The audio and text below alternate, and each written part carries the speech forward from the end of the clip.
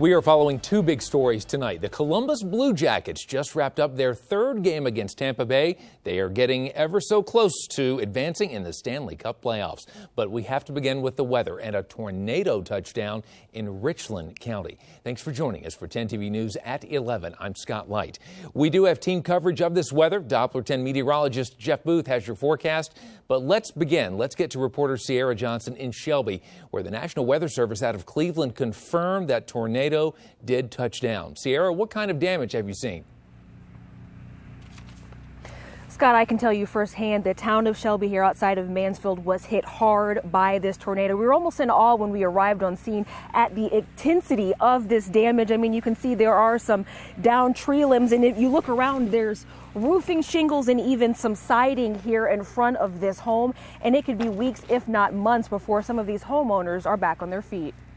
When it hit, you could feel the whole entire house shake. In an instant, portions of the town of Shelby were destroyed. It sounded like a train coming right towards you. A confirmed tornado touchdown in the small town north of central Ohio, leaving these residents no choice but to seek shelter. It started coming our way, and then you just seen the barn explode. And we ran downstairs, took shelter. And when Shelby residents like Spencer Try and Katie Schaefer reemerged, they were shocked by the devastation. Come outside and see damage all over the place. It's kind of sad and depressing that had to happen to these people. Right now, crews are working to restore power after that tornado that touched down here in Shelby left devastation in its path. You can see a piece of siding actually hanging from a power line, and on both sides of the road, widespread devastation. We have siding, we have homes caved in on itself, and on this side we have neighbors working together to bring out the remaining belongings of this home. We saw people taking out photos and memorabilia from a home that has been completely damaged. The roof ripped off. The whole house started shaking. I told my wife then, I said, I think the house is gone. James Bly's home, a complete loss. His roof was ripped off. His barn collapsed. But he is thankful to be alive. Somebody gets a tornado warning or whatever, you know what? Head for shelter. If you don't have a basement, get someplace in a ditch or somewhere. You got to get low.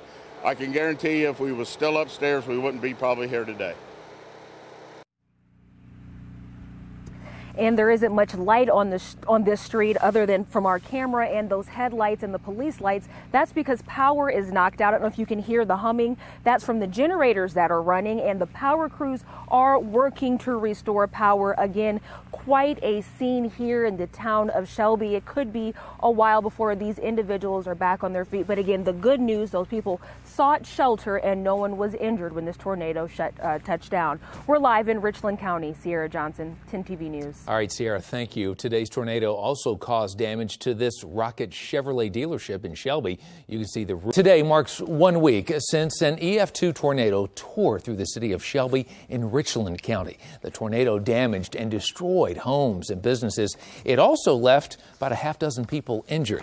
10 TV's Cierra Johnson joins me here in studio, and she spoke to Shelby's mayor, and you also have more on the recovery efforts for all of our neighbors in Shelby. Cierra.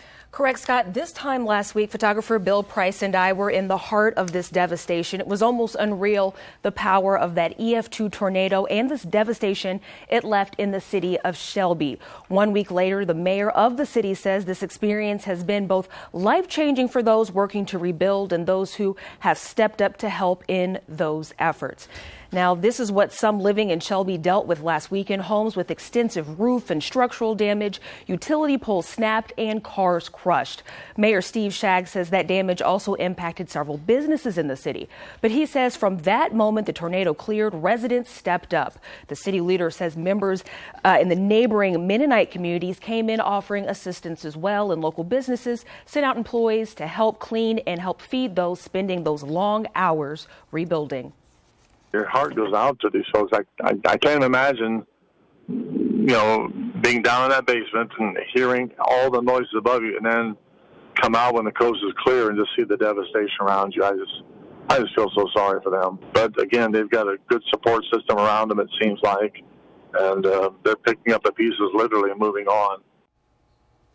Mayor Shag says not only is he proud of the community involvement in that cleanup effort, but also the initial response by those city and county agencies. All new at 11, hear more from the mayor of the city of Shelby on that response time and how this tornado has changed this close-knit community. Scott? All right, Sierra, thanks. A woman survives the flames that engulfed her Linden area home by crawling to safety. Thanks for joining us here a little bit later on 10 TV News at 6:30. I'm Scott Light. That fire I mentioned started about 3:30 this morning along East 26th Avenue in North Columbus. 10 TV's Cierra Johnson spoke to the neighbor who helped that woman, and Cierra joins us now live from the scene. Cierra?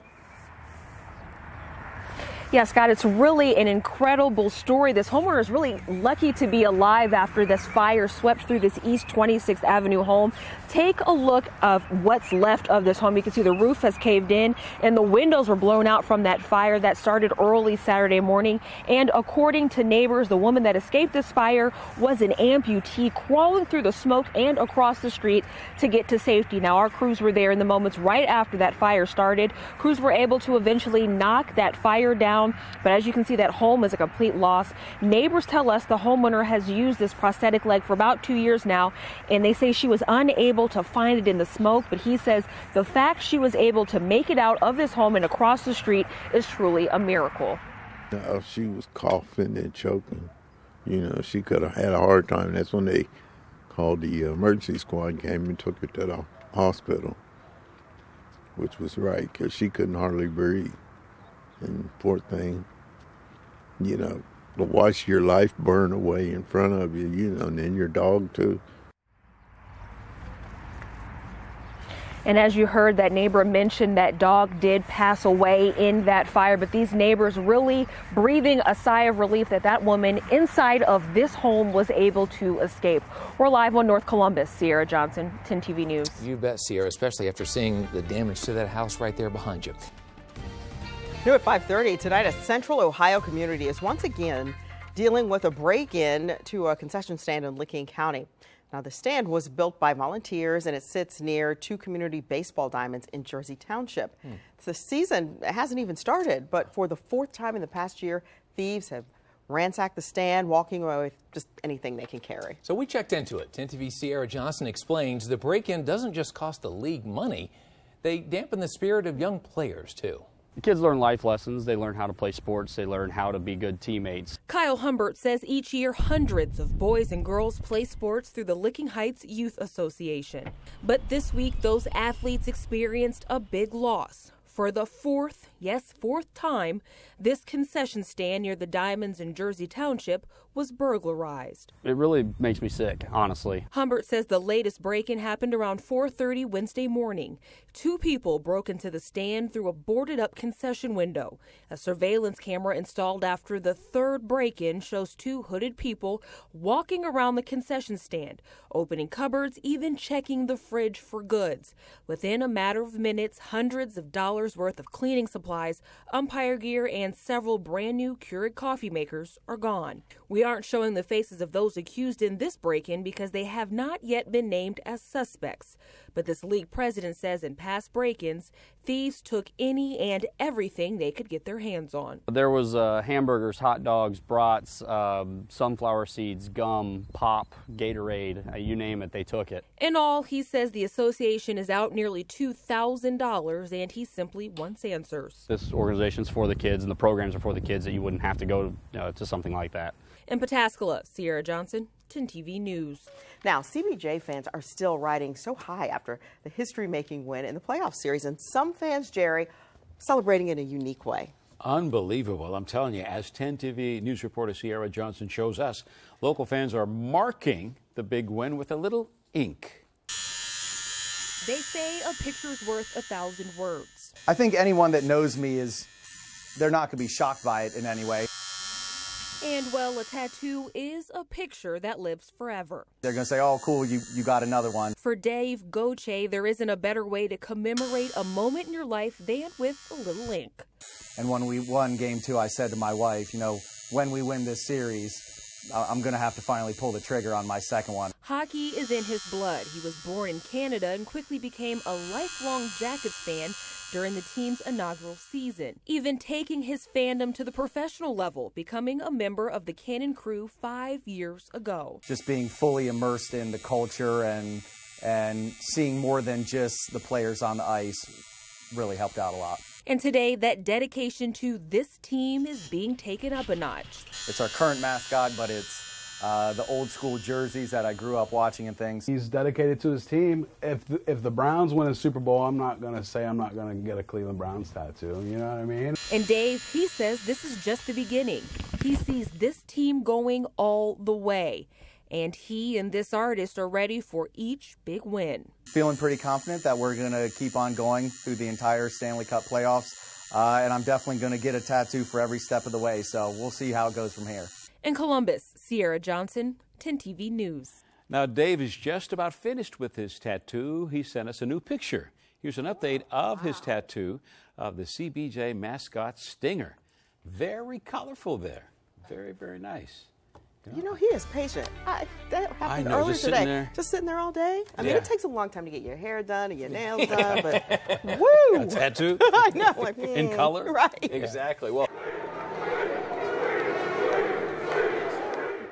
CBJ fans are still celebrating sweep, sweep, sweep, and some are thinking about getting into the game. Cierra Johnson shows us the motivation born from victory. Many Blue Jacket fans are still riding high from the big win last night here at Nationwide Arena. And for some fans, this team is more than just a hockey team. They're inspirational. The win is one for the memory books, with much of Central Ohio cheering them on. For the first time in franchise history, the Columbus Blue Jackets won their first NHL playoff series. Yeah, in the locker room, that's pretty much all they're talking about. And for local hockey fan Kyle Sievert, this team has inspired him to step outside the box. Just the athleticism of it. I only started playing a couple months ago, so going to the games kind of got me into it. After being a fan for the past few seasons, the 25-year-old decided to pick up the sport. With no previous training, he joined a league and can often be found hitting the ice at the Chiller Dublin for drop-in games.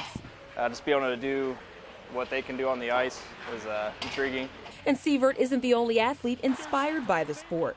Mason Habash with the Chiller Dublin says interest in the sport continues to grow with leagues of all ages at capacity. You're a young kid and you're seeing that.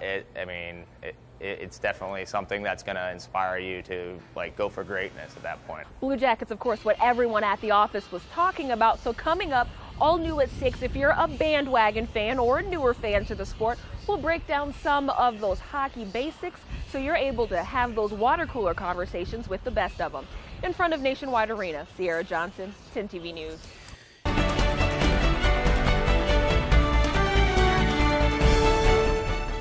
A police chase and shots fired on the Near East Side of Columbus just within the past few minutes. Columbus police have called this a police-involved shooting and have provided a few details on what transpired. Good evening and thanks for joining us tonight at 11. I'm Bennett Haberly in for Scott Light tonight. 10 TV's Cierra Johnson joins us live from Maryland Avenue with the latest. Cierra? Yes, good evening, Bennett. You can see behind me there's still quite an active scene. We have the mobile investigation unit as well as several officers. Now, we were originally told a 10-3 call came to the dispatch room. That call is a call for help or shots fired rather here near the intersection of Nelson and Maryland Road. Now, we are now being told by a CPD investigator that they are unsure who fired those shots, whether it was the officer or whether it was the individual that they were working to comprehend. Now, we spoke with Sergeant Shantae Boxell, who told us a pair of officers were on Maryland Avenue looking into reports of a suspicious person.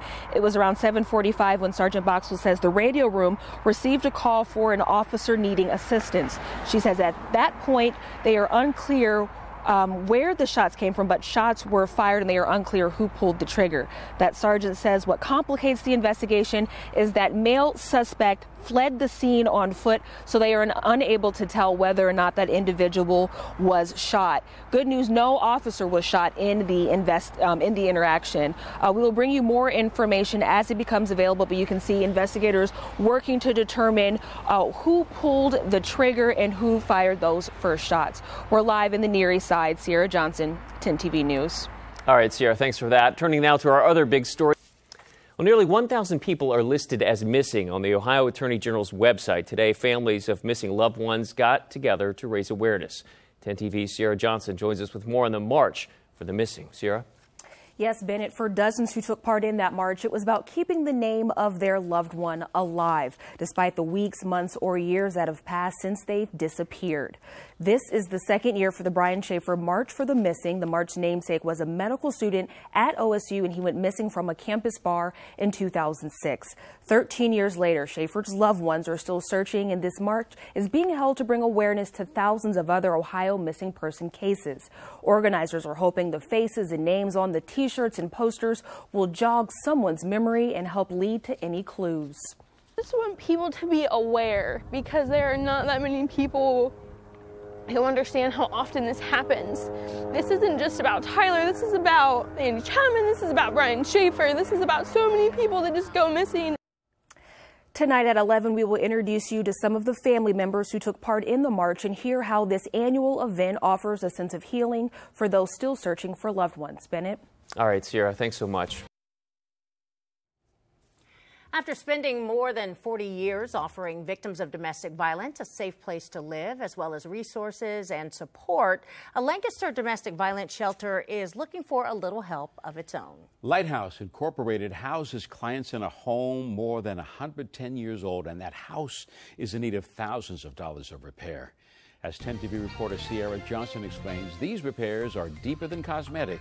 The safety of domestic violence victims is at stake here. You're not only protecting the client, but the client's children. An unmarked Lancaster home is a safe haven. I had a client as young as 3 days old, as well as a woman who was in her 80s. For women, men, children, and the elderly, all victims of domestic violence. The bulk of our clients are Fairfield County residents. However, we do receive calls from Perry County as well as Hocking County because they're underserved. We aren't showing the outside of the Lighthouse Domestic Violence Shelter to protect the anonymity of those seeking safety.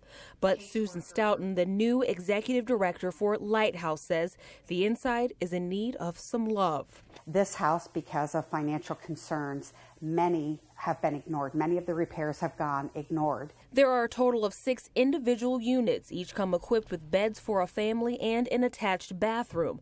But each room provides its own challenges. Toilets that have gone through subflooring. We've had plumbing issues. Others are in need of becoming ADA compliant. In all, Lighthouse is in need of $60,000 to complete some of the most pressing repairs.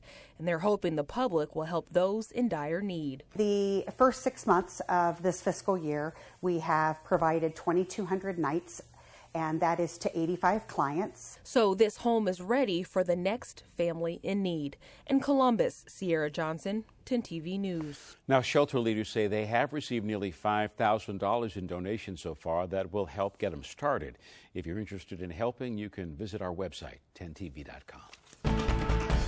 All new at 5:30, an organization dedicated to ensuring the safety and fair treatment of Muslims right here in Central Ohio is the target of a hateful message.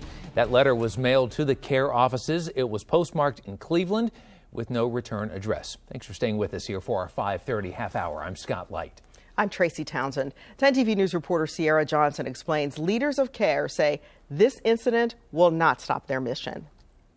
We serve the roughly 70 to 90,000 American Muslims here in Central Ohio. Asjid Ahmed says for more than 20 years, CARE, or the Council on American Islamic Relations, has served as an advocate for Central Ohioans. It's surprising and disturbing to know that there's someone out in the world who feels this way towards you and towards people of your community. But tonight, this organization is advocating for itself, taking a stance against hate after this letter appeared in their mailbox. The author of the letter refers to the Christchurch shootings in almost a sort of like a pleasing manner. Line after line, the letter, which was delivered to their Dublin office Wednesday, spews hateful rhetoric. The letter was left unsigned and ends with a chilling message. While our office received this letter, it's just one example of a lot of the bigotry and hatred that American Muslims face every day. Ahmed says CARE has received similar letters and messages of hate in the past,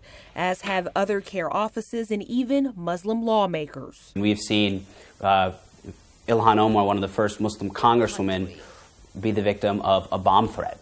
You know, again, in this climate, no one is safe from threats or harassment. But members of this organization say they remain focused on the issue at hand, being an advocate and a voice for thousands of Muslims here in Central Ohio. We're going to continue to do what we do, and we're going to continue to encourage our community members to live their lives, to remain vigilant, and to call the police if they are again a victim of an anti-Muslim bias incident. In Dublin, Cierra Johnson, 10 TV News. CARE Columbus says the letter has been handed over to the FBI. In Crime Tracker 10 tonight, a community is fighting back after neighbors report several garage break-ins in the same area. Community members say they're working overtime now to catch those crooks. The break-ins are focused around East Hinman Avenue in the Hungarian Village. 10 TV's Sierra Johnson shows us a clue in their search. On this quiet street in Hungarian Village, a sign appeared. A warning to neighbors living on and around East Hyman Avenue to be on the lookout. Neighbors like Brian Whitley. You know, a lot of sheds and stuff are being broken into. There's cars being broken into. Whitley says he paid attention to the sign, keeping a close eye on his belongings and property. But he too fell victim to the thief neighbors say is making his way around Hungarian Village, often in broad daylight. He knew I was gone. He was monitoring. He was watching. This homeowner says if it wasn't for his security system, he wouldn't have even known a break-in happened. He said those cameras were rolling as the crook helped himself in and then tried to shut the camera off. 10 TV is blurring this man's face because he isn't facing any charges. But Whitley says this man was clearly caught on camera. Make that 2 cameras.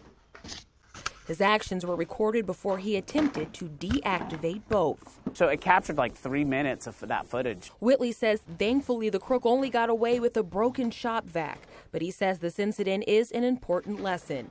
Look out for one another and for those looking to go on a shopping spree on his property. You're being watched. More people are being aware, and you're being watched.